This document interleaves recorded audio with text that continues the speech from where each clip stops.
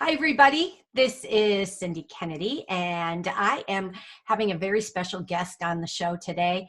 It's Dr. Michael Greger. He is a wonderful best-selling author. He is an advocate. He is a caretaker. He is just about everything rolled in a ball. He is very much into nutrition and health and the benefits of living a good, healthy life. And being a best-selling author, he has a lot to say, and he's put it into books. And we're going to hear about his brand new book. And I want to welcome Dr. Michael Greger to the show. How are you today? I'm very good, thank you. This is great to have you. When did you start becoming very interested in the nutritional aspect of medical care? Well, my journey really started when I was just a kid, thanks to my grandmother. I was just a child when she was diagnosed with end-stage heart disease and sent home in a wheelchair to die. She already had so many bypass surgeries, it basically kind of run out of plumbing at some point, confined in a wheelchair, crushing chest pain. Her life was over at age 65. Oh, that's awfully young. But then she heard about this guy, Nathan Pritikin, one of our early lifestyle medicine pioneers. And what happened next is actually detailed in Pritikin's biography. It talks about Frances Greger, my grandmother. They wheeled her in, and she walked out. Though she was given a medical death sentence at age 65, thanks to a healthy diet, was able to enjoy another 31 years on this planet till age 96 to continue to enjoy her 6 grandkids, including me. That's why I went into medicine. That's why I chose lifestyle medicine as my chosen subspecialty, why I started the website nutritionfacts.org, why I wrote the book How Not to Die, why all the proceeds from all my books are all donated to charity. I just want to do for everyone's family what Pritikin did for my family. That is, that's amazing. And, I'm sure you've heard of Dr. Walls and how she got herself out of a wheelchair suffering from MS with just her, her nutrition, which is, it's incredible. When you run into people and you talk with them, some people are very hesitant to change their diet. What kind of, what do you tell them? How do you get them really engaged in changing their diet, making those changes? Well, I share the good news that we have tremendous power over our health, destiny, and longevity. The vast majority of premature death and disability is preventable with a plant-based diet and other healthy lifestyle behaviors. I think people just underestimate the power that they have at the end of their fork. And so, for example, you look at the Global Burden of Disease study, the largest study of human risk factors for disease in history, funded by the Bill and Melinda Gates Foundation. The number one cause of death in the United States is the American diet. Yeah. Has since bumped tobacco smoking to number 2. Cigarettes only kill about 500,000 Americans every year, whereas our diet kills many more. And so what we eat is the most important health decision we make. I believe physical activity is bumped down to around number 6. And so it's really, these are life and death decisions, what to put in our mouths, both cigarettes and food. And so I try to impress upon people the urgency to try to improve their diets. Right. And a lot of it is our lifestyle because we're going at a fast pace and we're not taking the time to learn how to cook for ourselves in a better way. Although, right, that could easily become an excuse, right? When people come to me and they say, oh, I'm just too busy, it's just inconvenient, to eat healthy, I'm like, have you never met an apple? It even comes like prepackaged in its own edible packaging. It's like, what do you mean you're too? What do you need to do? Right? There's a lot of really healthy foods that's easy, convenient, inexpensive. It's hard to, look, it's any kind of habit is difficult to change. But again, if it weren't so life and death important, then okay, fine. But we really should, if there's any decision in our life to try to improve our health, longevity, well-being, it really should be to look at what we eat and just try to incrementally improve. Food is kind of a zero-sum game. Every time we put something in our mouth, there's an opportunity cost. We just lost the opportunity to put something healthier in our mouths. And so it's just a matter of, well, what's the healthiest stuff we can put in our mouths? How do you deal with food addiction? People are addicted to things that are causing tremendous amount of inflammation in our bodies. Oh, no, absolutely. And it's like any addiction. What you have to do is you have to cut the foods out, and eventually those cravings will wane. And so the original studies were done on low salt diets. So, you take people, put people on a low sodium diet, and at first everything tastes like cardboard. And people are like, well, there's no way I can live my whole life like this, right? And so they, and you just got to, no, give it a chance, give us a couple of weeks, right? And what happens when you do those experiments and you have people salt soup to taste, put people on a low sodium diet, eventually they actually prefer lower sodium soup. You give them the soup that was salted the way that they liked it 6 weeks ago, and it's too salty. They actually prefer lower salt soup. You do the same thing, and it appears to work even quicker on people cutting sugar out of their diet. All of a sudden, naturally sweet things like a ripe peach is sweet. Corn on the cob is sweet. You don't need, but look, the ripest peach in the world is going to taste sour after a bowl of Fruit Loops, right?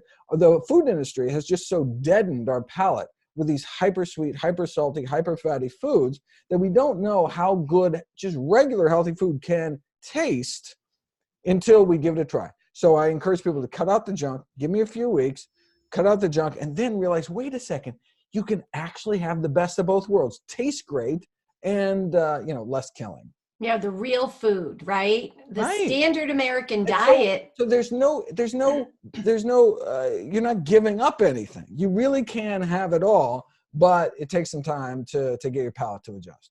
Do you find telling people what not to eat is more difficult than telling people what to eat?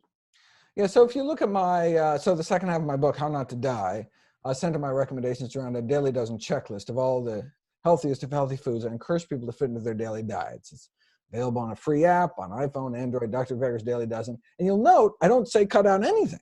I mean, that app is all about, I want you to hit all these things every day, check off the boxes. You can graph your progress over time. Now, of course, in the back of my mind, I'm, thinking, if you're really getting this many greens and berries and all these really healthy foods, there's just no room for the pepperoni pizza by the end of the day. I mean, it's just like you're going to naturally exclude some of the less healthy options if you're packing your diet with all these foods as grown, really healthy whole foods. So, so that is, it is certainly easier for people to, people expect me to be like, grabbing cheeseburgers out of their hands. I'm like, no. Here, let's start here. This is what I want to do. I want you to eat this much fruit. I want to, and that's easier for people. And then just naturally, our bodies compensate. I mean, healthy foods are so calorically dilute. I mean, you're just going to fill up your stomach before there's just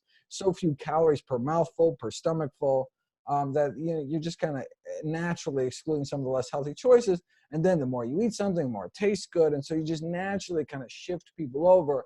But it is, a little sneakiness on my part that I'm realizing that it's going to have the net effect of them cutting down on the junk, but it's just not as explicit up front. Yeah, it's a little sneaky, like you said, because people become they get complacent, and sometimes adding some variety, they're like, oh, I never knew this. We were talking about this as a family growing up. We never were exposed to an avocado. What the heck is an avocado? Right. And now it's quite good, and it has a wonderful texture, and you can add it to so many things. And You're making me hungry.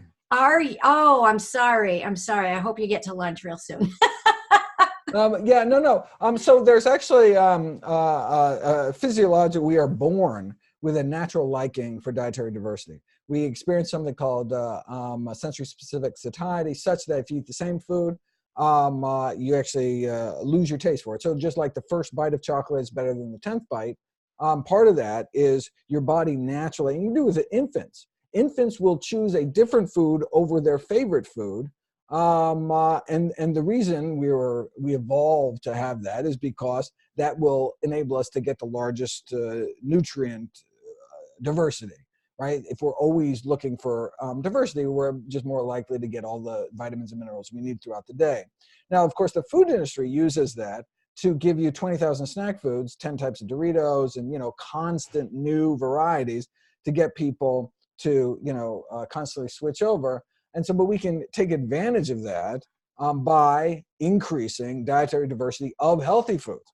So if you have multiple types of vegetables and fruit cut up in different shapes for kids, and then all sorts of healthy dipping sauces where there's just like this infinite variety of healthy foods, and then we monotonize the bad foods, right? Okay, we're gonna give you the same meatball sub. You want a meatball sub? Fine, we'll give it, but it's the same meat every single day. And you do that, and people naturally eat less and less every day. Experiments done on kids with mac and cheese, for example, by the 5th day, they're eating hundreds fewer calories of the exact same meal. They actually just feel fuller at the same amount. But it's interesting, if you switch even the shape of the pasta, you go from elbows to spirals, all of a sudden jumps right back up. I mean, it's amazing, right? Because that's enough of a difference that all of a sudden your body's like, oh, different food, and they start eating more of it. So yes, diversify the good, monotonize the bad is one trick you can use to get yourself to naturally have a greater appetite for healthy foods. What happens these days with our environment? Our soil is less healthy. We don't get as many nutrients from the soil as we used to. We have to worry about pesticides. If people are asking about this, what are you talking about? What are you telling them? Well, much of the crop nutrient decline in terms of our soil quality is BS put out by supplement manufacturers that are trying to convince you actually can't get your nutrients from real food, so buy our supplements, and that's the only way to do it. When if you actually look, this is something that's studied. So if you go back to USDA surveys going back to the 50s, every decade, you can see what's happening to the nutrients in our plants. And a plant has a certain number of nutrients because that's what the plant needs to exist. If it didn't have those nutrients, it wouldn't be a plant. So by the fact that it grew a tomato, it required a certain minimum amount of all these various things to grow a tomato. The fact that there is a tomato means there's a baseline minimum. So if you look back, even the greatest detriments in nutrients are on the order of 15%. So, for example, broccoli today is about 15%. They have 15% less vitamin C, for example, than broccoli in the 1950s. But fine. So instead of eating 5 florets of broccoli, you eat 6 florets of broccoli. Boom! There you go. You're up to the same nutrient. There's no reason to take multivitamin supplements. You can get all your food from all your nutrients from healthy food. And so, fine. You have to eat 6 florets. Go for it. The more broccoli, the better. So the more vegetables you eat, you're getting plenty of fiber, and fiber helps you not to be hungry. Yeah. It helps stabilize your blood sugar. I'm sorry. Yeah. And you can really fix a lot of our American issues with a diet. What happens to cardiovascular stuff? What do you see? Is there a reduction in plaques with an improved diet? What kind of hopeful things can we tell people will happen? There's only one diet ever been proven to reverse heart disease in the majority of patients. So that's a diet centered around whole plant foods. This was first demonstrated in the randomized controlled trials, the Lifestyle Heart Trial, published in July 21st, 1990 in The Lancet, one of our most prestigious medical journals, by Dr. Dean Ornish and colleagues, proving that you can actually reverse the progression of heart disease with a plant-based diet, opening up arteries without surgery, without drugs, just a plant-based diet and lifestyle program. And so no other, and look, that's the #1 killer in the United States for both men and women. So, if that's all a plant-based diet can do, reverse the #1 killer of men and women, shouldn't that kind of be the default diet until proven otherwise? Right. And the fact that it can also be so effective in preventing, arresting, reversing other leading killers like type 2 diabetes and high blood pressure would seem to make the case for plant-based eating simply overwhelming at this point. What about for your immune system? A lot of people that are dealing with chronic illness and all, they're really having a struggle with their immune system. How does a plant-based whole food diet help your immunity? Yeah, so there's a number of foods that have been shown to improve natural killer cell activity, for example, which is critical for antiviral and anti-cancer immunity. It's one of our kind of first lines of defense against any kind of budding tumors in the body. And so, for example, if you go to nutritionfacts.org and type in natural killer cell, all the videos will come up. So blueberries can do it, and on down the list.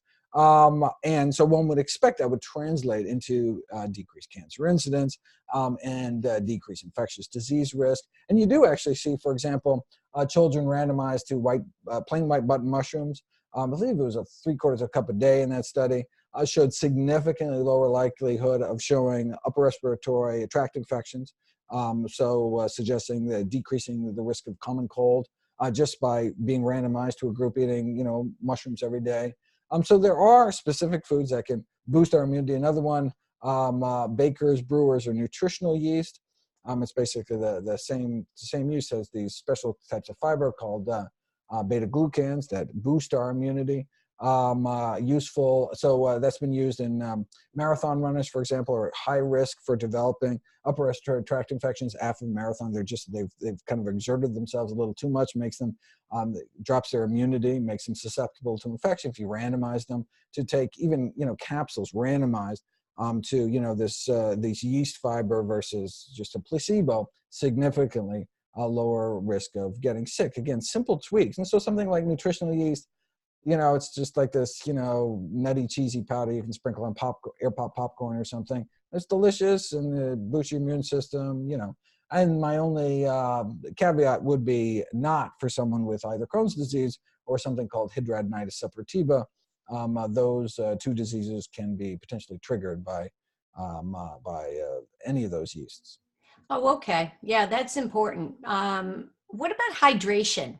I think people walk around a little dehydrated. Do you think so? Yeah.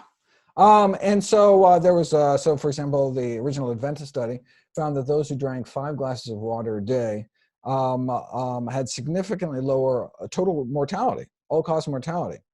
Now you say, okay, well, you can imagine lots of confounding factors, right? Who drinks a lot? People who exercise. Well, if it's just a proxy for exercise, well, then no wonder people who drink a lot of water live longer. Or maybe you're drinking a lot of water, you're not drinking a lot of soda. Well, no wonder people who drink less soda are going to live longer. But they attempted to use statistical methods to control for all these other factors. And even when you do, you still appear to have this benefit from drinking water. Now, one would presume you'd get those same benefits drinking something like herbal tea or green tea, where it has all the water of water, but just has like an antioxidant bonus, although that hasn't been put to the test. Yeah, that's I think variety, as you said, is really important for people. And so, doing things on a variety of levels is important. What do you say to the person that really just loves to have dessert? Well, then have a healthy dessert. Oh my God, there's nothing wrong with dessert, but let's have soup or healthy dessert, right? Soup? What? Soup? Soup? Well, no, I thought you said soup. If you can think of a dessert soup, maybe. Yeah, I don't know about dessert soup, but no. So a healthy dessert. So you take, frozen bananas, put them in a juicer or a blender, and you whip them up into this like soft serve ice cream. One ingredient, ripe bananas. You could put in berries, you could put in cocoa powder, you could put in anything and have this delicious, nutritious, wait a second, a dessert where the more you eat, the healthier you are. I mean, it's just, you're eating more fruit. Great, right? One of my favorite desserts is this time of season is there's something called bari dates, these incredibly delicious caramel candy kind of dates mixed with tart apples, like an apple crisp. And that's just a really nice kind of fall combo that I love. But look, you can make a healthy pumpkin pie by taking, steamed pumpkin, of course. You can just take pure, pumpkin, spices, some blackstrap molasses, which is packed with minerals, or you can sweeten it with dates or some whole food source of sweetener, and skip the crust and have just, I don't know, like a souffle or something, bake it up. Delicious, and it's just healthy. You're eating vegetables for God's sake. I know people just don't realize that there's so much out there that we can do. And this is great that you are, such an advocate for this. women, men as well, but I have to say, with my experience with working with women for a long time, sleep is an issue, Mm. fatigue is an issue, Oh, strength is an issue. oh. Can we help them with our food? Well, I mean, we can help them by getting enough sleep. We can help them by, I mean, you want to increase your strength. Food ain't going to do it alone, right? You need some resistance exercise. You need to get out, particularly for women, particularly lighter skinned and lighter weight individuals need to have that weight bearing exercise to keep their skeleton strong. The diet is not the panacea. You still need stress reduction. You still need sleep. And so people need to learn, the basic rules of sleep hygiene, to improve their sleep.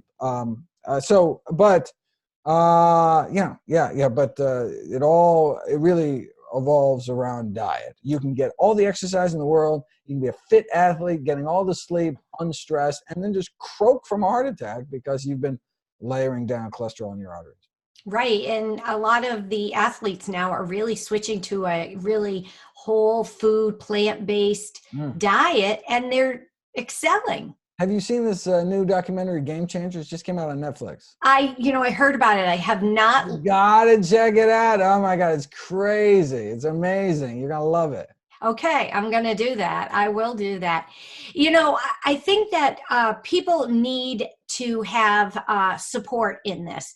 And when you have someone in a family that is so resistant, Mm. do you tell them, listen, put it on the table, they eat it, or they go make themselves a peanut butter sandwich? Oh, no, I love it. I know, look, and I mean, it's important how you do it, right? It's coming from a source of love, right?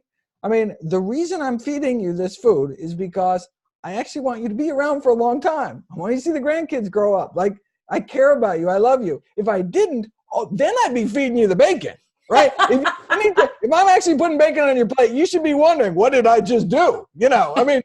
I'm in trouble now. Right. So, I mean, it's coming from a place, I want you to be around. I care about you. This is serious business to me, the life that we built together. And so once it's come at that, like, it's not a control issue. It's a love issue. I think that'll be able to help break down some of the barriers. Yeah, I think food is love. I think, what do they say? A way to a man's heart is through his stomach. There you go. And that is good. That is good. Tell me a little bit more about this How Not to Die book. Oh, yeah. So, well, How Not to Die. So, this is my last book. The first half is just 15 chapters on each of the 15 leading causes of death, talking about the role diet may play in preventing, arresting, or reversing each of our top killers. And then the second half of the book is more practical, translating this mountain of data into kind of day-to-day grocery store type decisions, the daily dozen checklist, the kind of a traffic light system to pick out some of the healthiest foods.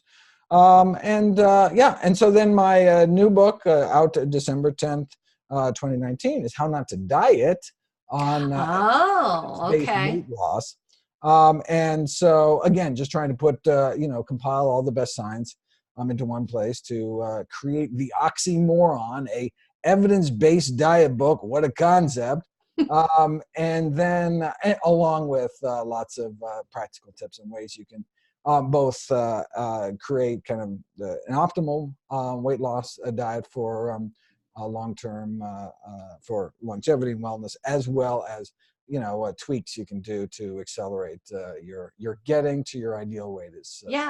Yeah, because people bounce around, and I don't know. What do you think? Is it they just succumb to the busy lifestyle, or they've done so well, and then here we are again, you're back a year later and you're in trouble? Well, the entire obesity industry is based on repeat customers, right? That's why there's 50,000 diet books on Amazon, is because this just the people are desperate because everyone fails, and so they get the next one. And look, people want to hear good news about their bad habits. So anytime you publish a book saying, eat butter or eat whatever, of course you're going to buy that book over the one that tells you eat broccoli. That's, but, telling people what they want to hear may not be doing them any favors in terms of their health. And so what drove me to write this book was just like, just give it to me straight, doc. Like, what is the best diet? And look, I don't have to choose it. It's my body, my choice. You want to go smoke cigarettes, go bungee jumping, do whatever you want. Don't wear your seatbelt, take out your smoke alarms, do whatever you want. But, as a physician, what I can share with you is based on my experience and education and all the research I've done, this is what I think people in your situation who continue to do X, Y, and Z, this is what a likely predictable consequence of your actions. And here's anytime you want to know what the science says, anytime you want to know what the best way to go is, however you get there, whether it's a health scare or you're just a New Year's resolution or whatever it takes, here's a place you can go. And it's up to you whether you want to put it in practice.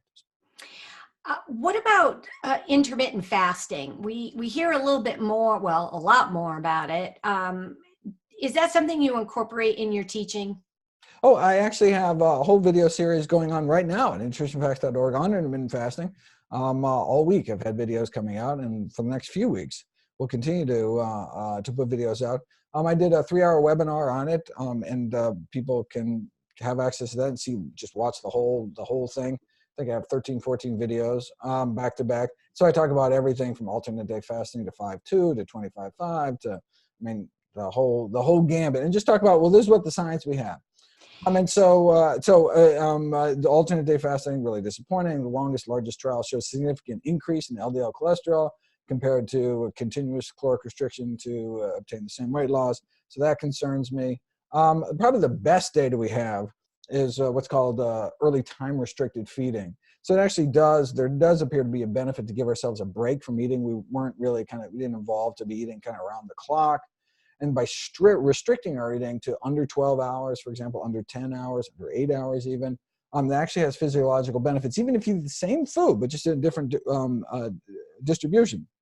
And then early versus late. So you want to push your calories more towards the morning than the evening. The whole, Prince, the Prince Pauper, the King Prince Pauper thing, where big breakfast or lunch, biggest meal of the day, ideally. Try not to eat after 7 p.m. There's these chronobiological benefits. All sorts of things. Our blood sugar control declines as the day goes on. Also, so the same meal, the same snack in the evening is actually more fattening than the exact same number of calories, the exact same foods taken earlier in the day. Earlier, we can squeeze our calories during a restricted time frame may be beneficial, and that may actually be part of the reason to explain the longevity of the longest living formerly studied population on the planet, which is the Blue Zone in Loma Linda, California, where the Seventh-day Adventist vegetarians practice a number of healthy behaviors, including being slim and exercising, not smoking, lots of fruits and vegetables, no meat, eat nuts, a few ounces of nuts every week. But another thing they also practice, part of Adventist teachings, was to try to make breakfast and lunch the biggest meal of the day. That may be part of the benefits that they're experiencing. Do you believe in juicing? People are always like, a new juice is coming out. I got to have celery juice half the day. I never know what to tell people. What do you have to say about that? Oh, well, so I'd rather people blend than juice, right? Because then we're preserving the fiber, we're preserving all the nutrition. And so anything you can put in a juicer, you can put in a blender instead to make like a smoothie. You can make a vegetable smoothie, like a V8 kind of smoothie. In fact, I have a cooking video where I go through how to make, and so it's just like you're adding all these vegetables together, and it's delicious, and you're not losing anything. You're not taking the fiber and dumping it out. But one certain caveat I'd have about the celery juicing is there are these compounds called sorellins, P-S-O-R-E, sorellins, E-L-A-N-S. We won't hold you to it. Don't worry. There are phototoxic compounds in the celery, parsnip, parsley family. So if you eat a large celery root, for example, and then go in a tanning salon, you can get a serious blistering burn. Agricultural workers who pick celery get something called celery blisters. Grocery workers who stock celery and then go out in the sun get blisters. And if you eat enough of it, they can get lodged in your skin from the inside out and cause really serious phototoxicity. So I would just be really careful. Anyone who's eating a lot of celery, make sure you stay out of the sun. Oh, I did not know that. So, I know your time is limited. So I do want to ask you, what kind of inspiration? What kind of inspiration? Because you have so much knowledge in that back pocket of yours, but people want to hear it. Like, is that the way you do it? You just give it to them the straight way? Or, what else do you provide to get people? You are a highly motivational kind of speaker, and you're animated, and I love watching you, and I think you're fabulous, and I'm just envious that I'm not you. But what do you do? How do you just make it touchy-feely and really work with people? I mean, you just, maybe their personality traits. I mean, I've always been kind of very boisterous and touchy-feely, and it's just kind of part of who I am. But you got to make it. I mean, you got to add the humor. You got to. Otherwise, it's just so dense. I mean, there's just so much information you have to convey. You have to keep people awake, keep people interested. So I try to inject as much humor as I possibly can, keep people animated, and just kind of lead by example. Like, how can I jump around on stage for an hour, then stand in line for a 4-hour book signing? Well, it's because I'm eating a healthy diet. Like, you think I can do this eating junk all day? Like, yeah. So try to role model some healthy behaviors. Oh, before we end here, what's your weakness? Ooh. What is it? Everybody's got to have one. No, sleep. So for the new book, I had to, do a chapter on sleep enhancement because it can play a role in obesity. And it's so depressing to read the sleep literature because it's really not good to not get sufficient sleep. So you really should try to shoot for at least 7 hours a day. And if you don't, there's all sorts of negative consequences. I just realized how I'm not doing myself many favors. It's kind of a false economy. I was looking for chocolate. I thought for sure you were going to say chocolate is my weakness. Well, yeah. I mean, I do on Thanksgiving. I put marshmallows on my sweet potatoes. That's my one. Coming up, I got one more month, and yeah. So you live that lifestyle, right? Well, look, I try not to be a hypocrite. Try to follow the same diet I encourage my all my patients to eat. And look, it doesn't matter what you eat on birthdays, holidays, special occasions. It's the day-to-day stuff that really adds up. So, on a day-to-day basis, I really do try to encourage people to eat healthy. Of course, the time I'm on the road and in some airport food court or something where it's not as easy. But it is not control, then I can eat really healthy. What's your website again, so everybody can hear it? nutritionfacts.org. Everything's free. There's no ads, no corporate sponsorship, not selling anything. Just put it up as a public service, as a labor of love, as a tribute to my grandmother. Oh my God. Happy, happy grandma. That's a fabulous thing to have. Listen, it's been a pleasure to talk with you. And if you ever need a humor sidekick, you'll have to call me up. That'll Excellent. be great. I would love that. Thank you so much. Keep up the good work. Sounds good, everybody. This has been a short but wonderful interview with Dr. Michael Greger. And I want you to come back and listen again. We're going to have some more guests in our near future. And for the time being, log on to www.livingwithlyme.us. Subscribe so you never miss a podcast. For everybody, it's been a wonderful pleasure. And I thank you for listening. Take good care. Dr. Greger, thank you. Of course. Thank you so much. Have a great day. Bye-bye.